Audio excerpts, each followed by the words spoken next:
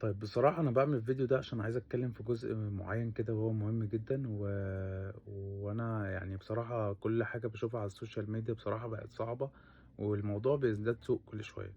فأنا بس باتكلم خوفًا على الناس، وإن أنا أوضّح الأمر ده، ومش بادافع عن حد معين ولا عايز إن حد معين إن أنا أدافع عنه، لأ أنا باوضّح لك أنت اللي أنت بتعمله هو إيه.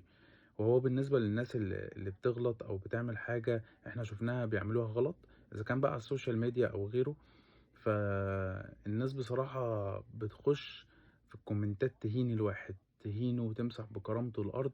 الشخص اللي أنت بتشتمه ده فيه العِبَر وكل حاجة وما قُلتش أي حاجة، ولكن أنت كمان فيك مشاكل، والفرق اللي بينك وبينه هو رحمة ربنا وستره عليك.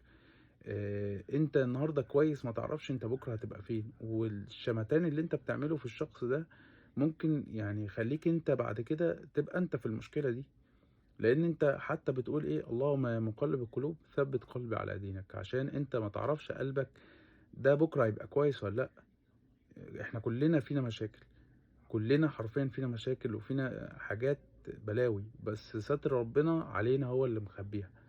آآ ف فأنت مش لازم إنّك أنت تشتم حد، لإن شتيمتك دي والإهانة اللي أنت بتهينها للشخص مش هتعمل حاجة غير إنّك أنت يا إمّا هتخلّيه إن هو بيعاند أكتر في الموضوع ويزداد سوء، يا إمّا هتأذيه نفسيًا. فأنت اللي عليك إنّك أنت تنصحه وتقول له حاجة كويسة تساعده إن هو يبقى أحسن، وحتى الهداية مش بتاعتك، لإن النُصح عامةً سلاح ذو حدين، يا إمّا أنت هتضِر حد، يا إمّا أنت هتساعد حد إن هو يكون أحسن، أنت بس بتكون مجرّد سبب. السبب ده بقى إن هو يضلّه أو يخلّيه أحسن بتاعة ربنا. فحسّوا بنفسكم لو أنتم في حاجة زي كده، هيبقى أنت وضعك إيه. الأمر بس للتوضيح مش دفاعًا عن حد.